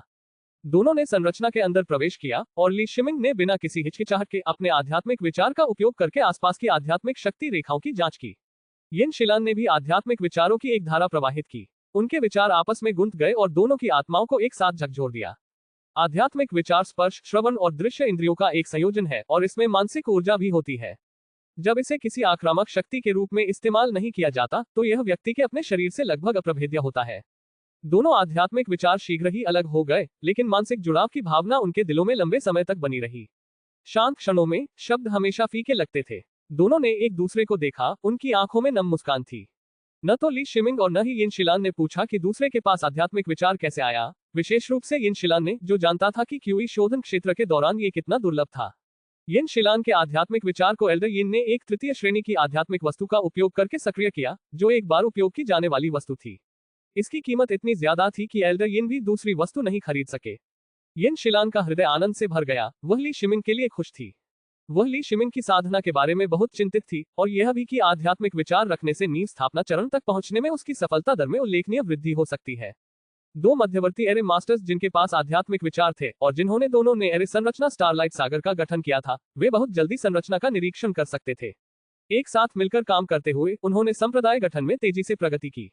आगे शिखर के 128 नोड्स में से एक है, सावधान रहें और नोड के बहुत करीब न जाएं। यिन शिलान ने स्थिति की जांच की और ली शिमिंग को चेतावनी दी। ली शिमिंग ने लगातार IBM 15 के साथ संपर्क बनाए रखा। उनका आध्यात्मिक विचार हर समय आसपास के वातावरण से डेटा एकत्र करता रहा। वे शिखर के 128 नोड्स में से एक का निरीक्षण कर रहे थे और इस एक नोड की जटिलता कल्पना से परे थी। अपने आध्यात्मिक विचारों का उपयोग करते हुए उन्होंने रास्ते में जांच की और पाया कि उन्होंने इस नोड का 10वां हिस्सा भी कवर नहीं किया था। यदि ईगल बीक द्वीप के छोटे पर्वतीय सुरक्षा व्यूह का निरीक्षण करने के लिए आध्यात्मिक विचारों का उपयोग किया गया होता, तो इस कार्यभार ने छोटे पर्वतीय सुरक्षा व्यूह की कई बार जांच की होती। ली शिमिंग संरचना की आध्यात्मिक शक्ति पैटर्न रेखाओं के भीतर प्राचीन निशानों की खोज करने में सक्षम थे। संभवतः इनमें से कुछ आध्यात्मिक शक्ति पैटर्न रेखाएं हजारों साल पहले एक एरे मास्टर द्वारा खींची गई थी। ये ज्ञात है कि स्वर्गीय सागर संप्रदाय का अस्तित्व 10,000 वर्षों से अधिक हो गया है और इस संप्रदाय संरचना को लगातार मजबूत किया गया है, जो प्रतिभाशाली एरे मास्टर्स की पीढ़ी दर पीढ़ी के प्रयासों से गुजर रहा है, जिसके परिणामस्वरूप आज का विशाल सुपर गठन हुआ है जो हजारों मील को कवर करता है। ली शिमिंग ने अपने आध्यात्मिक विचारों को वापस ले लिया और चूंकि यिन शिलान संप्रदाय गठन के बारे में अधिक जानती थी, इसलिए उसने स्वाभाविक रूप से उसकी याद दिलाने वाली बातों पर भरोसा किया। आगे बढ़ते हुए आध्यात्मिक शक्ति के भयानक उतार चढ़ाव उस संरचना से बंधे हुए थे जैसे लगाम से बंधे जंगली घोड़े नियंत्रण में हो। जब हिलते शिखर के 128 नोड्स में से एक को देखा गया तो उसकी चकाचौंध भरी रोशनी के कारण उसे सीधे देखना असहनीय हो गया। सौभाग्य से वह और यिन शिलान दोनों अपने आध्यात्मिक विचारों का उपयोग करते हुए देख रहे थे, इसलिए वे चमक से अप्रभावित थे। प्रकाश के भीतर एक प्राचीन ध्वज आध्यात्मिक शक्ति के उतार चढ़ाव के साथ लहरा रहा था। ध्वज की सतह के प्रत्येक फड़फड़ाहट से विद्युत प्रकाश की लहर उठ रही थी। ये चकाचौंध करने वाली रोशनी बिजली के अनगिनत विस्फोटों के कारण उत्पन्न हुई थी। ली शिमिंग ने भी सरनी झंडे तैयार किए थे, लेकिन इस सरनी झंडे की तुलना में उनका अपना झंडा एक बच्चे के खिलौने जैसा लगा। क्या शानदार रचना है! यिन शिलान की खूबसूरत आंखें उस ध्वज पर टिकी हुई थीं, चाहे वह उसे जितनी बार भी देखती, वह मोहित हो जाती। उन्हें संरचनाएं बहुत पसंद थीं और साधना के अलावा उन्होंने पहले अपना पूरा ध्यान संरचनाओं पर शोध करने में लगा दिया था। उसने ली शिमिंग की ओर देखा, जो भी उतना ही विस्मय में था, और उसके होठों पर हल्की सी मुस्कान आ गई। अब उसके दिल में एक अतिरिक्त चिंता थी। ली शिमिंग ने अपने आध्यात्मिक विचारों के साथ सरनी ध्वज के पास जाने की हिम्मत नहीं की। दूर से देखे गए दृश्यों को IBM Z15 द्वारा रिकॉर्ड किया गया था। सरनी ध्वज की जटिलता, इसकी घनी पैक पैटर्न लाइनों के साथ बहुत अधिक अपरिचित गठन ज्ञान शामिल था। ये वास्तव में स्वर्गीय सागर संप्रदाय की संरचनाओं की वास्तविक मूल प्रणाली थी, जो केवल उच्च स्तरीय एरे मास्टर्स के लिए ही सुलभ थी। मैं वास्तव में नहीं जानता कि यह कैसे बनाया गया था। जितना अधिक ली शिमिंग ने देखा, उतना ही वह आश्चर्यचकित हो गया। संप्रदाय में अब कोई भी इन्हें नहीं बना सकता, केवल golden core stage array masters ही ऐसे एरे झंडे बनाने में सक्षम है। यिन शिलान ने अपनी आवाज प्रसारित की। ये संप्रदाय के गठन का एक रहस्य था, और भले ही वे महान गठन के अंदर सबसे सुरक्षित, रहस्यों को लीक करने की सबसे कम संभावना वाली जगह पर थे, फिर भी उसने आवाज संचरण के माध्यम से ली शिमिंग को सूचित किया। इस स्थान में प्रवेश करने की अनुमति होने के कारण ली शिमिंग को स्वाभाविक रूप से इस जानकारी के बारे में जानने का अधिकार था। ली शिमिंग ने कड़वाहट से मुस्कुराते हुए अपना सिर हिलाया। ऐसा लग रहा था कि ये अभी भी उसके लिए पहुंच से बहुत दूर थे, लेकिन उन्होंने सरनी ध्वज से कुछ सीखने की भी उम्मीद की। शेकिंग समिट का गठन गड़गड़ाहट से जुड़ा था, और यदि गड़गड़ाहट विशेषता से संबंधित विशेष गठन रूनों पर शोध किया जा सके, तो यह वर्तमान बिजली उत्पादन को पूरी तरह से प्रतिस्थापित कर सकता है। उसके सामने नोट के एरे ध्वज को देखकर उसमें निहित विद्युत शक्ति भयावह थी, जो उसकी पिछली दुनिया के विशाल विद्युत संयंत्रों के लगभग बराबर थी। जैसे ही वे ध्वज के पास से गुजरे, दोनों ने अन्य आध्यात्मिक विद्युत लाइनों का निरीक्षण जारी रखा। इस दौरान उन्हें आध्यात्मिक बिजली लाइनों का एक खंड मिला, जो अत्यधिक प्राचीन होने के कारण क्षतिग्रस्त हो गया था। यिन शिलान ने पहले से तैयार की गई सामग्रियों को बाहर निकाला। ली शिमिंग ने ऑपरेशन का नेतृत्व किया। संप्रदाय गठन की मरम्मत में भाग लेने का एक दुर्लभ अवसर, भले ही यह आध्यात्मिक शक्ति लाइनों के इस छोटे से खंड को ठीक करना था, ये गठन की समझ भी लाएगा।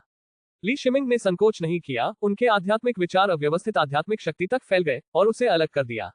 विभिन्न आध्यात्मिक वस्तुओं के साथ मिश्रित स्याही स्पिरिट पेन के नीचे समान रूप से प्रवाहित हुई, जिससे मूल आध्यात्मिक शक्ति पैटर्न रेखाओं की मरम्मत हुई। ये सरल सा प्रतीत होने वाला कार्य वास्तव में बहुत अधिक गणना की मांग करता था, अन्यथा केवल अव्यवस्थित आध्यात्मिक शक्ति ही एक एरे मास्टर को लंबे समय तक व्यस्त रखती। क्षतिग्रस्त आध्यात्मिक शक्ति पैटर्न लाइनों को भी संप्रदाय निर्माण के संचालन के अनुरूप होना आवश्यक था। ये केवल इसलिए था क्योंकि यिन शिलान उसके बगल में देख रहा था कि उसे अपने पहले मिशन पर मरम्मत कार्य करने का अवसर दिया गया था। जब उन्होंने अव्यवस्थित आध्यात्मिक शक्ति को मुक्त किया, तो ऐसा लगा कि उसे अपना सही मार्ग मिल गया है, तथा वह नई आध्यात्मिक शक्ति पैटर्न की दिशा में तेजी से आगे बढ़ रही है। यिन शिलान को इस बात पर कोई आश्चर्य नहीं हुआ कि वह अपने पहले प्रयास में ही इसे आसानी से पूरा कर पाया।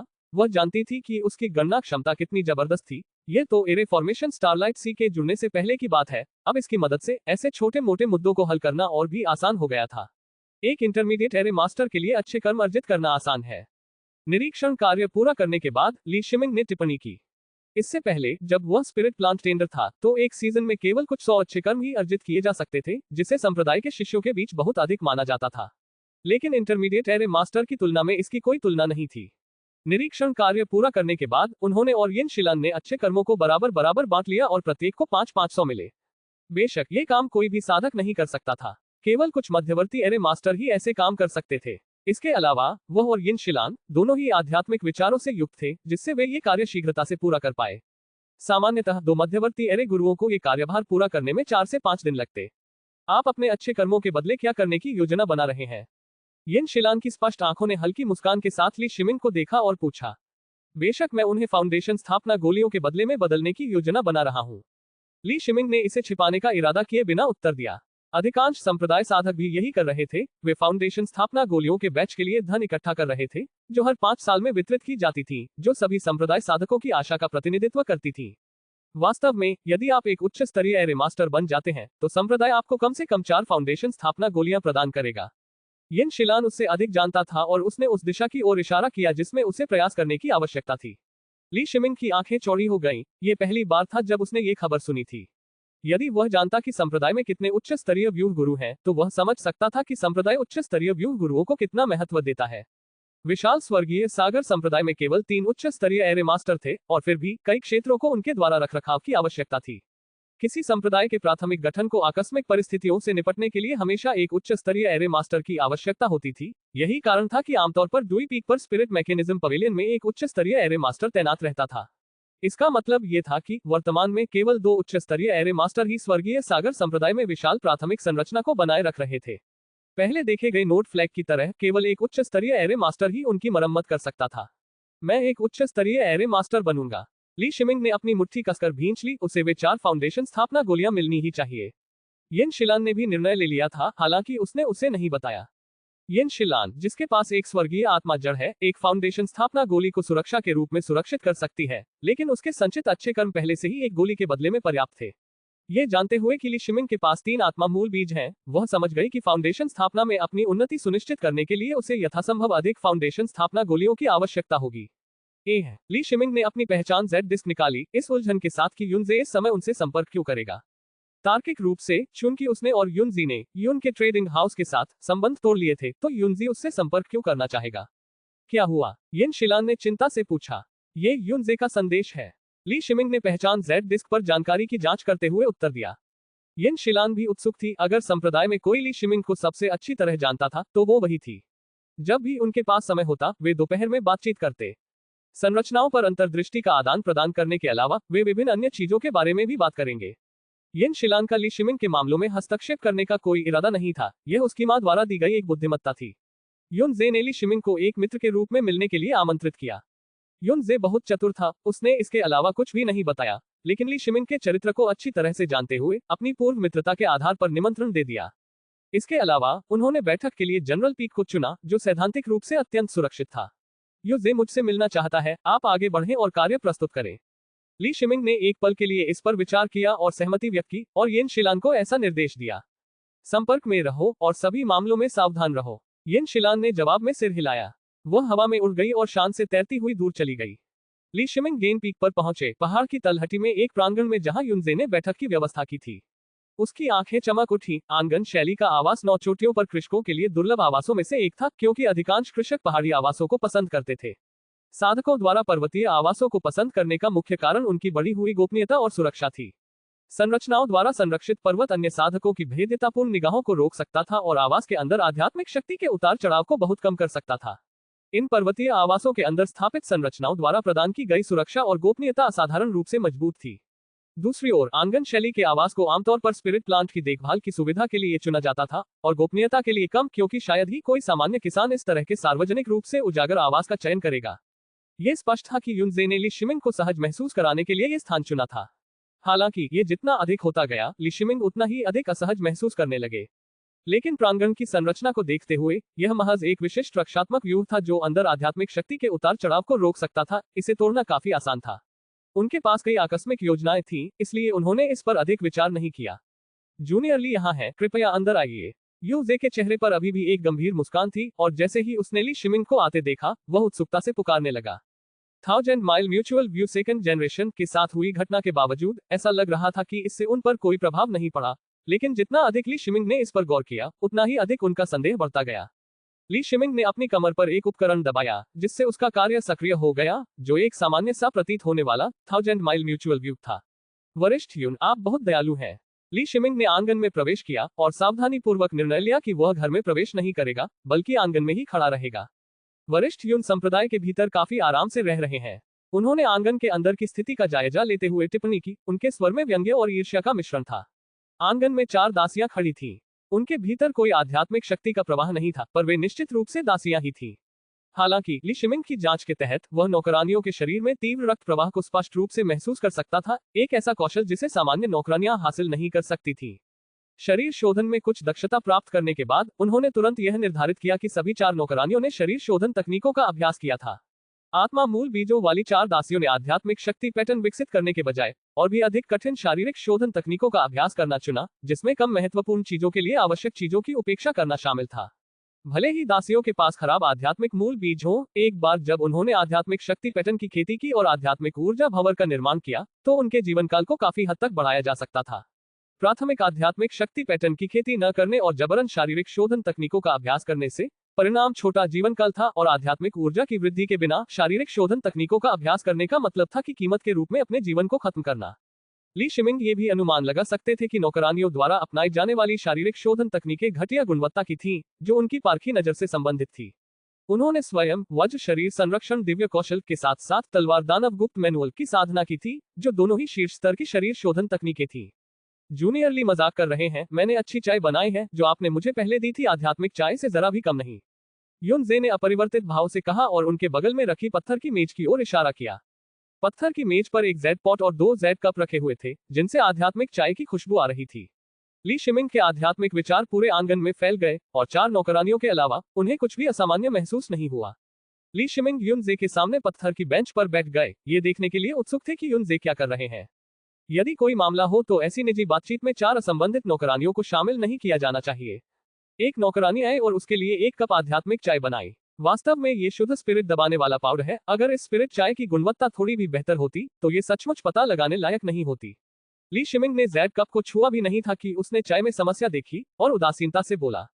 सभी 5 इंद्रियों और आध्यात्मिक विचारों को पूरी तरह से विस्तारित करते हुए IBM 15 हर समय स्थिति का विश्लेषण कर रहा था और उसने तुरंत आत्मा दमनकारी पाउडर की उपस्थिति का पता लगा लिया। आत्मा दमनकारी चूर्ण एक प्रकार की औषधि है जो साधक के शरीर में आध्यात्मिक ऊर्जा को दबा सकती है। इसका प्रयोग आमतौर पर अपराधी साधकों को रोकने के लिए किया जाता है।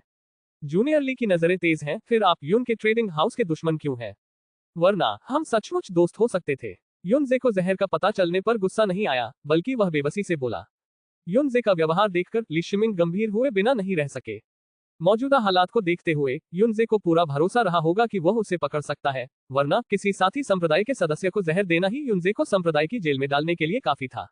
यू का ट्रेडिंग हाउस वाकई कमाल का है। 5000 के सामान के लिए मुझसे 8000 स्पिरिट स्टोन वसूल रहा है और कम स्पिरिट स्टोन वाले ऑर्डर ठुकरा रहा है। मैं वाकई जानना चाहता हूं कि आखिर किस ताकत ने यू को ऐसा व्यवहार करने का इतना फायदा दिया है। ली शिमिंग सचमुच उत्सुक था, यूजे से और बातें निकलवाने की कोशिश कर रहा था। मुझे पता है कि तुम ये सवाल पूछकर क्या सोच रहे हो और चूंकि तुम मरने वाले हो, मैं तुम्हें सच बता दूंगा। पवित्र बर्फ संप्रदाय तुम्हारा सिर चाहता है और उन्होंने जो कीमत रखी थी वह इतनी ज्यादा थी कि व्यापारिक घराने ने मना नहीं किया। अगर तुमने शुरू में ही व्यापारिक घराने से सक्रिय रूप से नाता नहीं तोड़ा होता तो हम इस मामले को कुछ और समय के लिए टाल सकते थे। यूजे ने सिर हिलाते हुए अफसोस जताया। उसकी नजर में ली शिमिंग पहले से ही एक मृत व्यक्ति था और चूंकि ली शिमिंग का उसके साथ पहले भी व्यवहार था, इसलिए ली शिमिंग को समझदारी से मरने देना भी उनके पिछले संबंध को समाप्त करने का एक तरीका था। पवित्र बर्फ संप्रदाय। ली शिमिंग समझ गया। उसने सोचा कि एल्डर बेली के एकांत में रहने से पवित्र बर्फ संप्रदाय अब कोई खतरा नहीं रहेगा। ऐसा प्रतीत होता था कि एल्डर बेली का उसे एकांत में भी जाने देने का कोई इरादा नहीं था और पवित्र बर्फ संप्रदाय ने पहले ही कार्य करना शुरू कर दिया था, जबकि उसे कुछ भी पता नहीं था। उन्होंने विचार किया कि क्या उन्हें पवित्र बर्फ संप्रदाय के भीतर एक प्रतिनिधि ढूंढना चाहिए ताकि वहां 1000 mile mutual view second generation का विस्तार किया जा सके ताकि वे स्वयं पवित्र बर्फ संप्रदाय की निगरानी कर सकें। अब जब सब कुछ कह दिया गया है तो मैं जूनियर ली को विदा करूंगा। युनजे ने अपने जैड कप से आध्यात्मिक चाय जमीन पर उड़ेलते हुए ठंडी आवाज में ये कहा। उसी समय ली शिमिंग ने पत्थर की मेज के नीचे से एक संरचना की धड़कन आती महसूस की, जिसके बाद मेज के नीचे से बाहर की ओर एक अजीब उतार चढ़ाव फैल गया। वह अपनी आध्यात्मिक ऊर्जा का उपयोग करने ही वाला था, लेकिन उसने पाया कि वह पूरी तरह से अनुत्तरदायी है। यहाँ तक कि उसका भंडारण बैग भी नहीं खोला जा सका और उस अजीब उतार चढ़ाव की सीमा के भीतर शून्य में आध्यात्मिक ऊर्जा गायब हो गई थी। युनजे ने इसका अनुमान लगा लिया था और वह बिल्कुल भी नहीं हिला। हालांकि उसने अपनी आध्यात्मिक ऊर्जा भी खो दी थी और उसके पास अंतिम चरण की क्यूई शोधन की साधना भी थी, फिर भी वह पूरी तरह से युद्ध शक्तिहीन था। ली शिमिंग के चेहरे पर भ्रम और घबराहट को देखकर युनजे की मुस्कुराहट से जीवन और मृत्यु पर उच्च नियंत्रण की भावना प्रकट हुई। चारों दासियों ने एक साथ अपनी कमर से छोटी तलवारें निकाली, जो सभी उच्च श्रेणी के जादुई औजार थे। चूंकि उन्हें आध्यात्मिक ऊर्जा का संचार करने की आवश्यकता नहीं थी, इसलिए छोटी तलवारों में कोई वृद्धि नहीं थी, बस उच्च श्रेणी की तलवार सामग्री थी। हालांकि इस निषिद्ध आत्मा वातावरण में एक उच्च श्रेणी का जादू उपकरण तलवार सामग्री सबसे उपयुक्त है। इसके विपरीत जादू की कलाकृतियां जो मंत्रों से प्रभावित है, आत्मा दमन से प्रभावित होंगी। चारों दुर्बल दिखने वाली दासियों ने जब छोटी तलवारें पकड़ी तो उनके शरीर में रक्त की धारा बह रही थी, जो ये दर्शाता था कि उनका शारीरिक परिष्कार सफलता के प्रारंभिक स्तर पर पहुंच गया था। मार डालो, चारों दासियां एक साथ मधुर स्वर में चिल्लाईं। हालांकि उनके नृत्य जैसे हाव भाव में मारने का तीव्र इरादा था। 4 छोटी तलवारें 4 तैरते ड्रैगन में बदल गईं, जिससे ली शिमिंग के भागने के सभी रास्ते बंद हो गए। यह एक घातक नजदीकी युद्ध तलवारबाजी थी, जिसे साधना जगत में शायद ही कभी छुआ गया हो, मुख्यतः इसलिए क्योंकि इसका उपयोग करने के अवसर बहुत कम थे। युनजे के चेहरे पर मुस्कान और भी चौड़ी हो गई। ये समस्या अंततः हल होने वाली थी। यहाँ की रूपरेखा को कभी कम करके नहीं आंकना चाहिए। ये उनके व्यापारिक घराने का साधकों से निपटने का सबसे मजबूत तरीका था। 4 दासियां एक विशेष संरचना के साथ मिलकर पहले भी चरम क्यूई शोधन साधकों से निपट चुकी थीं। चारों सेविकाओं को बचपन से ही हत्यारा बनने का प्रशिक्षण दिया गया था, जिसमें उन्हें शरीर को परिष्कृत करने की तकनीक और तलवारबाजी दोनों सिखाई गई थी। ऐसे वातावरण में जहां आध्यात्मिक शक्ति नियंत्रित थी, वे ची शोधन साधकों की तुलना में अधिक प्रभावी थे। जैसा कि युनजे ने उम्मीद की थी, 4 छोटी तलवारों ने ली शिमिंग के शरीर के महत्वपूर्ण बिंदुओं पर वार किया। अफसोस की बात यह है कि युनजे को यह उम्मीद नहीं थी कि 4 छोटी तलवारें उसकी त्वचा को छूने के बाद एक बाल के बराबर भी आगे नहीं घुस पाएंगी। यदि वे उसके हृदय या पीठ के निचले हिस्से पर लगे होते तो शायद यह माना जा सकता था कि ली शिमिंग के अंदर रक्षात्मक कवच का एक टुकड़ा था। लेकिन ली शिमिंग के माथे पर लगी तलवार से यह स्पष्ट हो गया कि उसका शरीर कितना भयानक था। वज्र शरीर संरक्षण दिव्य कौशल, जो कि वृद्ध भिक्षु डुयुआन द्वारा उपहार स्वरूप दिए गए बौद्ध अवशेष के आशीर्वाद से बड़ा और एक उच्च भिक्षु की शक्ति से विकसित किया गया, ने उनके वज्र शरीर संरक्षण दिव्य कौशल को उनके वर्तमान क्षेत्र के शिखर तक पहुंचने में सक्षम बनाया। स्वॉर्ड डायमंड सीक्रेट मैनुअल, जिसमें तलवार का आधार 3rd ग्रेड मेटल है। इतनी महंगी मजबूती की प्रक्रिया केवल एक गोल्डन कोर एल्डर के पूर्ण सहयोग से ही संभव थी, अन्यथा किसी को इसका अभ्यास करने का अवसर ही नहीं मिलता। और एक गोल्डन कोर एल्डर के लिए 3rd ग्रेड मेटल से अलग होना, यहाँ तक कि एक प्रत्यक्ष शिष्य के लिए भी इतना महत्वपूर्ण बलिदान अनसुना होगा। तृतीय श्रेणी धातु वह सामग्री थी जिसका उपयोग गोल्डन कोर एल्डर्स द्वारा अपनी जादुई कलाकृतियों को बनाने के लिए किया जाता था, जो उनकी ताकत का आधार थी। एक साथ 2 शीर्ष स्तरीय शारीरिक शोधन तकनीकों को विकसित करना कुछ ऐसा था जिसे बेलीजन यान ने भी हासिल नहीं किया था। ली शिमिंग धीरे से खड़ा हुआ, उसकी बर्फीली निगाहें युन जे की ओर मुड़ गईं। फिर उसने एक ठंडी मुस्कान प्रकट की, जैसे कोई खून का प्यासा जानवर जाग उठा हो। चारों दासियों ने तेजी से अपनी चाल बदली, उनकी छोटी तलवारें एक बार फिर उस पर वार करने लगी।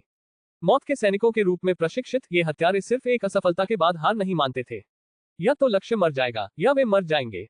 केवल शारीरिक बनावट के आधार पर ली शिमिंग उनसे कहीं अधिक शक्तिशाली था और नजदीकी मुकाबला विशुद्ध रूप से कौशल पर आधारित था। तलवार दानव गुप्त मैनुअल में सांसारिक दुनिया की तुलना में कहीं अधिक तकनीकें शामिल थी। चूंकि वह अभी भी तलवार दानव गुप्त मैनुअल में एक शुरुआती था, इसलिए वह लड़ाई के लिए तीसरे दर्जे की तलवार बेस को नहीं बुला सकता था, लेकिन उसके हाथों की शक्ति एक साधारण मध्य श्रेणी की जादुई कलाकृति की शक्ति से अधिक थी। दासियों के हाथों में मौजूद उच्च श्रेणी की तलवार सामग्री के विपरीत, उसके हाथ की शक्ति एक साधारण मध्य श्रेणी की जादुई कलाकृति के विरुद्ध मानक थी, जो एक अप्रभावित उच्च श्रेणी की तलवार सामग्री की तीक्ष्णता को पार कर गई। उसकी आकृति एक भूत की तरह थी, उसकी उंगलियां तलवारें बन गईं और चारों दासियों की गर्दनों पर वार कर रही थीं, और वे खोई हुई निगाहों के साथ गिर पड़ी। तो आपकी शारीरिक शोधन तकनीकें इस स्तर तक पहुंच गई हैं? यू जे ने ली शिमिंग की ओर देखते हुए भयभीत होकर कहा। देखिए, साधकों के विपरीत, जिन्हें अन्य तकनीकों का अभ्यास करना पड़ता है, ये सेविकाएं केवल शरीर शोधन तकनीकों और तलवारबाजी पर ध्यान केंद्रित करती थी।